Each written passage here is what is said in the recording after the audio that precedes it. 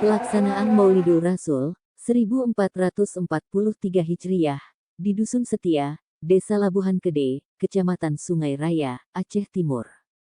Dilaksanakan pada hari Selasa, tanggal 19 Oktober tahun 2021, kegiatan ini dilaksanakan serentak untuk semua dusun di Desa Labuhan Kede, Kecamatan Sungai Raya, Kabupaten Aceh Timur.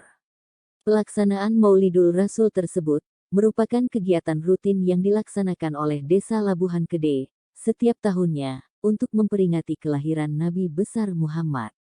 Namun pada masa pandemi sekarang ini, pelaksanaan Maulid sedikit berbeda dari biasanya.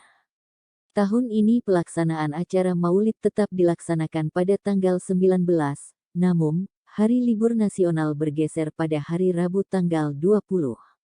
Kebijakan ini menimbulkan pro dan kontra di tengah masyarakat. Banyak masyarakat yang menyayangkan kebijakan tersebut, dikarenakan acara Maulidul Rasul, anak-anak sekolah, kebanyakan tidak masuk sekolah, karena mengikuti majelis maulid, dan pada hari Rabu, akan libur kembali, mengikuti kebijakan pemerintah.